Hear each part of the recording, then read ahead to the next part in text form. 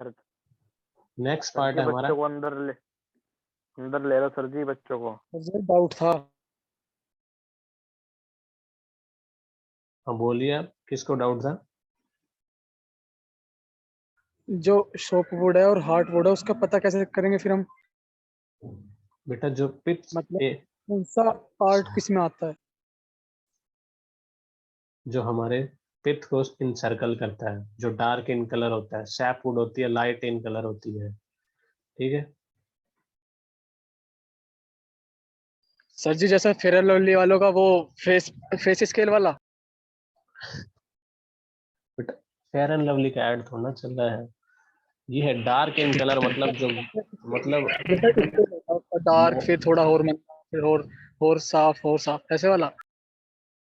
बढ़िया, बहुत ही बढ़िया यार, तुम तो फेयर एंड लवली के ऐड में जाना चाहिए।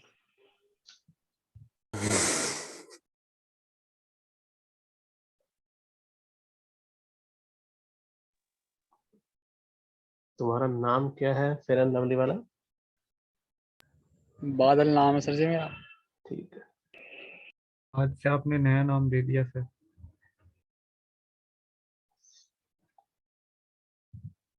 नेक्स्ट है हमारी कैम्बियम लेयर। कैम्बियम लेयर होती है जो हमारी सैपवुड और इनर बार्क के बीच की एक लेयर होती है, उसके बाद आता है हमारा आउटर पोर्शन बार्क।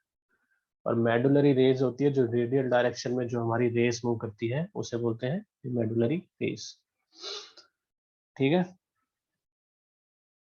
ये हो गए हमारे, जो भी हमारा जितना भी हमारे जितना पार्ट था हमारे कि स्ट्रक्चर ऑफ एक टिम्बर की हम अगर हम बात करें, हमारे टिम्बर के स्ट्रक्चर के ये मेन पार्ट थे।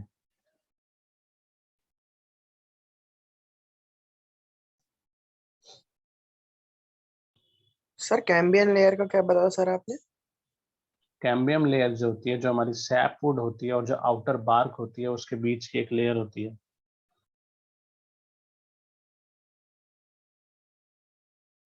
सर इन लेयर का फायदा क्या होता है? बेटा ये चीज का पार्ट होता है, फायदा वायदा कुछ किसी हर चीज का नहीं होता है। हाँ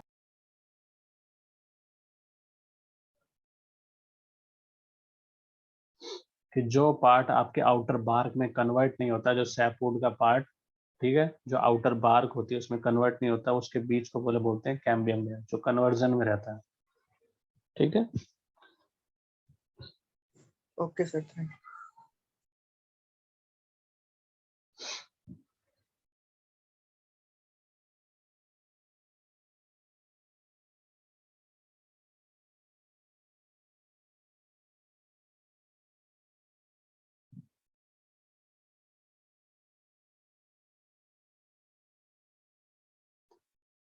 नेक्स्ट हमारा properties of a good timber, ठीक है। क्या क्या प्रॉपर्टी होनी चाहिए, ठीक है, एक टिम्बर की।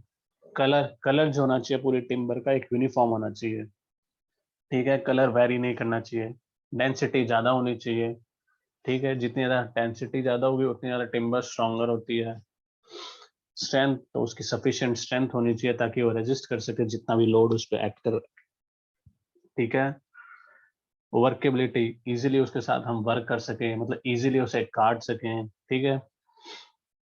अब उसके बाद में मतलब, और वेदरिंग रेजिस्टेंस की मतलब इजीली ड्यूरेबल होनी चाहिए, इजीली वो वेदर नहीं होनी चाहिए, ठीक है। अगर उस पर पानी लग गया किसी और चीज से, हमारे कोई भी एक्शन से, तो इजीली जो है वो हमने आपको रेजिस्ट कर सके। हार्डनेस, अब्रेजन पे उसकी सफिशिएंट हार्डनेस होनी चाहिए, ठीक है। डिफेक्ट्स, फ्री फ्रॉम डिफेक्ट्स होनी चाहिए। टेक्सचर, जो टेक्सचर का मतलब होना चाहिए, जो सरफेस ऑफ द टिम्बर है वो स्मूथ होना चाहिए, फाइन होना चाहिए और इवन होना चाहिए। खुरदराव नहीं होना चाहिए, कोई गड्ढे वड्ढे नहीं होना चाहिए, एक स्मूथ टेक्सचर होना चाहिए, ठीक है।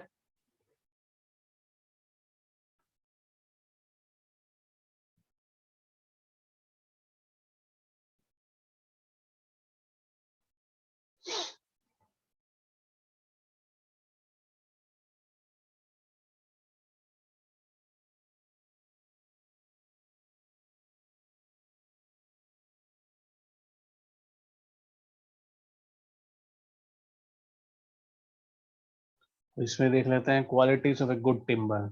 अपीयरेंस, ठीक है, तो अपीयरेंस उसकी कैसी होनी चाहिए, स्मूथ होनी चाहिए, चमक सी होनी चाहिए उसमें, हार्ड एंड शाइनिंग सरफेस होना चाहिए। कलर एक ही कलर का होना चाहिए, बेसिकली डार्क कलर ज़्यादा प्रीफर हो, जितना ज़्यादा डार्क होता है उतनी ज़्यादा ही टिम्बर, ठीक है, स्ट्रॉन्ग मानी जाती है, कि लाइट कलर की टिम्बर उतनी लेस स्ट्रेंथ की होती है। ठीक है, डिफेक्ट्स, टिम्बर में कोई डिफेक्ट्स नहीं होने चाहिए, कि कोई मतलब कई जगह से मूडी नहीं होनी चाहिए, कई जगह खोखली नहीं होनी चाहिए, कुछ में वॉइड्स नहीं प्रेजेंट होने चाहिए। ड्यूरेबल होनी चाहिए, कि गुड टिम्बर हमेशा ड्यूरेबल रहनी चाहिए, क्योंकि लॉन्गर टाइम तक हम उस पर हमारी जो यूज कर सकते हैं, हम एक केपेबल होनी चाहिए कि जो रजिस्टर कर सकते हैं फंगाई अटैक्स, टर्माइट अटैक्स, कोई भी तरह के केमिकल अटैक्स, कोई फिजिकल अटैक, मतलब आपने किसी ने कुछ मारा है तो इतनी जल्दी वो इजिली क्रैकेबल नहीं होनी चाहिए। ठीक है, इलास्टिटी, इलास्टिटी का मतलब होता है कि भाई जिससे टिम्बर अपनी कोई भी चीज, आपने किसी चीज पे प्रेशर लगाया और वाकई वो अपनी पोजीशन दोबारा जो अपनी शेप है उसे रीगेन कर रही है। मतलब इलास्टिटी का मतलब है कि भाई आपने एक स्टील का कोई भी चीज का वुडन बॉक्स ले लिया, ठीक है, आपने उस पर कोई लोड लगाया, अब उस लोड लगाने से क्या हुआ, वो कुछ डिफॉर्मिटी आ गई, वो कुछ दब गया, लेकिन जैसे ही आपने लोड हटाया उसने दोबारा अपनी शेप को रीगेन कर लिया। उसे बोलते हैं इलास्टिसिटी ऑफ एन ऑब्जेक्ट।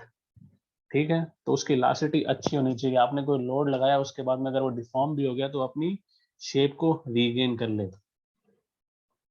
ठीक है, फाइबर्स कैसे होने चाहिए, उसके स्ट्रेट फाइबर्स होने चाहिए। स्ट्रेट फाइबर से क्या होता है, जो भी टिम्बर होती है उसके टेंसाइल स्ट्रेंथ ज्यादा होती है as compare to compressive strength. ठीक है, स्ट्रेट फाइबर्स का मतलब है कि लॉन्गिट्यूडनल एक्सिस के पैरेलल होने चाहिए उसके फाइबर्स, किसी उससे एंगल पे इंक्लाइन या इंटरट्वाइंड या वेवी टेक्सचर से नहीं होना चाहिए उनका, वो स्ट्रेट होने चाहिए उससे। फायर रेजिस्टेंस, ठीक है, टिम्बर फायर रेजिस्टेंट होनी चाहिए। हार्डनेस, ठीक है, मैकेनिकल वेयर, इजीली वियरेबल या डिटोरिएट नहीं होनी चाहिए, अगर कोई भी चीज से आप उसको घिस रहे हैं या फिर कोई अब्रेजन हो रही है उस पर, तो इजीली जो है वो वियर आउट नहीं होनी चाहिए। सर जी फायर रेजिस्टेंस से मतलब? आग लगने से जो होती है बचने का, ठीक है, कि वो आपको रेजिस्ट कर सके, इतनी जल्दी उस पर आग ना लग जाए।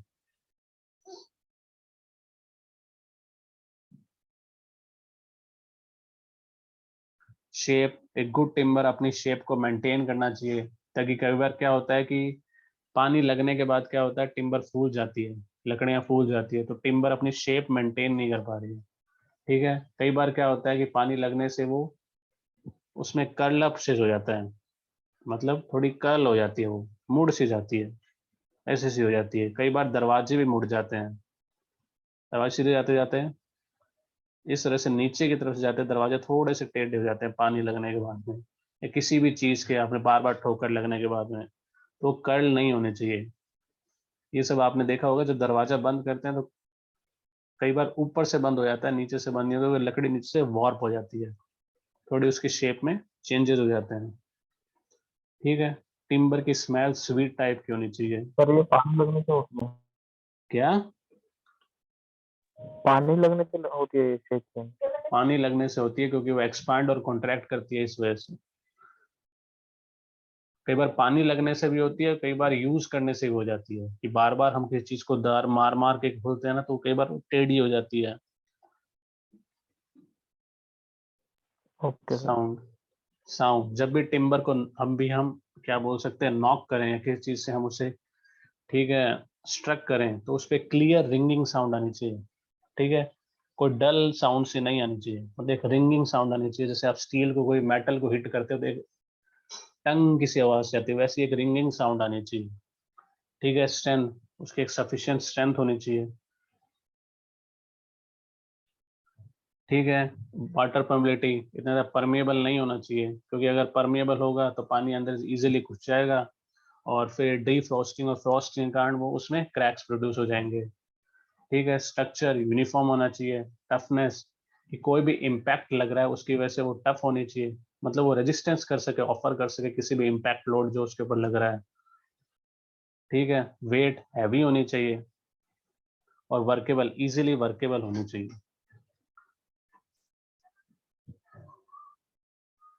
ठीक है, अभी आपको कोई डाउट है इनमें किसी प्रॉपर्टीज हैं, कि मतलब टिम्बर की, गुड टिम्बर की प्रॉपर्टीज ये है, हमने क्या क्या देखी। सबसे पहले देखी हमने अपीयरेंस, वे टिम्बर जो होनी चाहिए एक फाइन अपीयर करनी चाहिए, अनइवन नहीं होनी चाहिए, ठीक है, स्मूथ उसका सरफेस होना चाहिए, शाइनिंग उसकी अपीयरेंस होनी चाहिए। फिर हमने देखा कलर, जो डार्क कलर की टिम्बर होनी चाहिए, एक यूनिफॉर्म कलर होना चाहिए, उसका कलर वेरी नहीं करना चाहिए, लाइट कलर की नहीं होनी चाहिए, जितना डार्क कलर की होगी स्ट्रेंथ उतनी ज्यादा होगी। डिफेक्ट्स कि टिम्बर कहीं से वॉर्प्ड नहीं होनी चाहिए, कहीं पे उसमें वॉइड्स प्रेजेंट नहीं होनी चाहिए, कहीं पे उस पे कोई बाइटिंग मार्क्स नहीं होने चाहिए कि मतलब कोई वाइट एंड्स के या किसी भी तरह के, ठीक है। टिम्बर ड्यूरेबल होनी चाहिए, लॉन्गर टाइम तक हम उसको यूज कर सकें और लॉन्गर टाइम तक वो अपने आप को रेजिस्ट कर सके, अपनी शेप चेंज ना हो, कोई अनइवन शेप ना हो, इलास्टिक होनी चाहिए ताकि वो अपनी शेप रीगेन कर सके अगर कोई भी उसके ऊपर लोड एक्ट कर रहा है तो।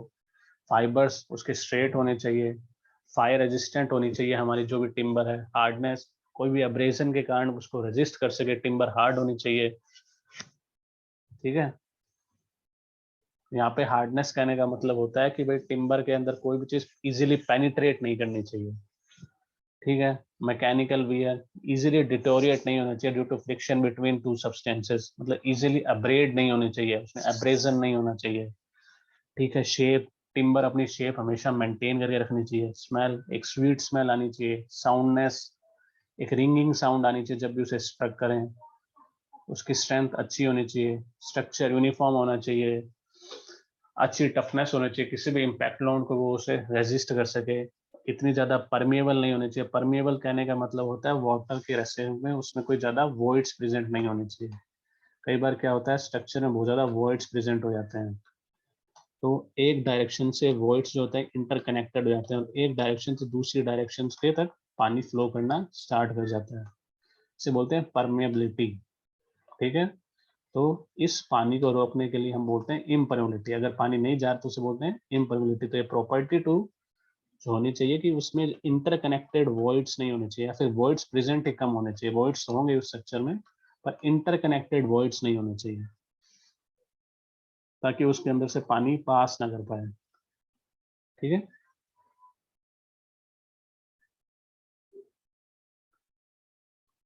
ये हमारी कुछ properties of good timber. Weight heavy होना चाहिए, ठीक है, इजीली वर्केबल होनी चाहिए।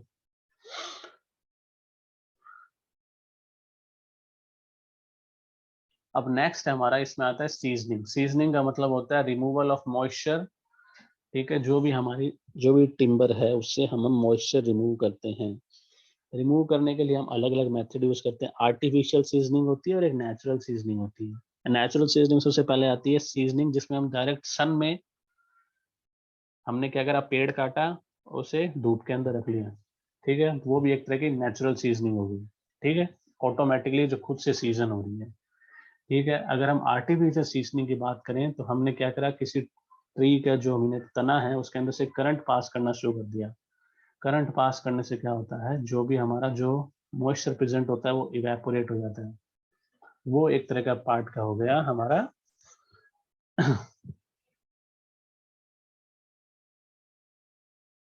लकड़ी का मॉइस्चर खत्म करने के लिए। तो ये आता है प्रिजर्वेशन ऑफ टिम्बर के अंदर कि टिम्बर के अगर जब जब मॉइस्चर प्रेजेंट होगा तो हमारी टिम्बर जो होते हैं इजीली वॉप हो जाती है। वॉप क्या होती है, मतलब शेप मेंटेन नहीं कर पाती है, उसकी स्ट्रेंथ भी लेस होती है। तो उसकी स्ट्रेंथ इंक्रीज करने के लिए उसके अंदर से वाटर हमें रिमूव करना आते हैं, क्योंकि टिम्बर के अंदर क्या होता है कि जितना उसका वेट होता है उसका 50% वेट वाटर का होता है किसी पेड़ के अंदर। जैसे अपने अंदर वाटर होता है वैसे पेड़ों के अंदर भी बेसिकली वाटर ही होता है।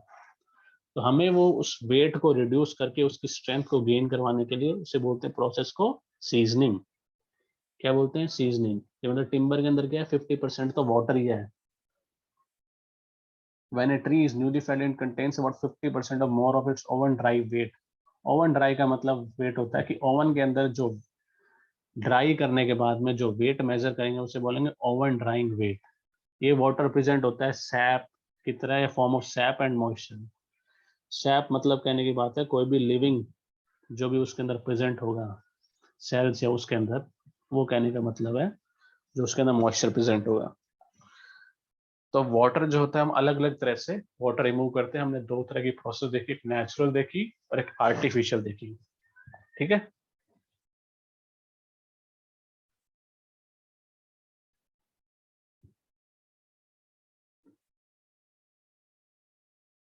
तो सबसे पहले आती है हमारी नेचुरल सीजनिंग। ठीक है, अगर हमने किसी को हमने अगर उसको एटमॉस्फेयर के अंदर डायरेक्टली रख दिया, ठीक है, उसे बोलते हैं एयर सीजनिंग। मतलब हमने क्या करा, पेड़ काटा, पेड़ काटने के बाद हमने कुछ नहीं किया, पेड़ काटने के बाद सीधा काटा और उसे वहीं छोड़ दिया, उसे बोलते हैं एयर सीजनिंग। ठीक है, पर एयर सीजनिंग के लॉसेस बहुत ज्यादा होते हैं। एयर सीजनिंग में एक तरह का ये लॉस हो गया कि जो भी हमारा वाटर, मतलब जो भी हमारा वाटर होता है वो पूरी तरह से रिमूव नहीं हो पाता। ठीक है, जो लॉग के अंदर जो पानी होता है, ठीक है, और उसके अंदर जो पानी का जो रिमूवल है उसमें जो टाइम लगता है वो बहुत ज्यादा लगता है।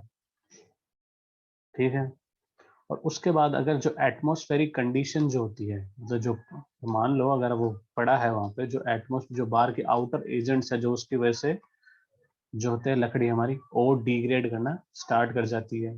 ठीक है, लैक ऑफ सनलाइट की वजह से कई बार कुछ और हो जाता है, अगर रेनफॉल होगी तो भी। इस तरह से हमारी नेचुरल जो एयर सीजनिंग है वो एक अच्छी तरह का सीजनिंग प्रोसेस नहीं कहलाया जाता।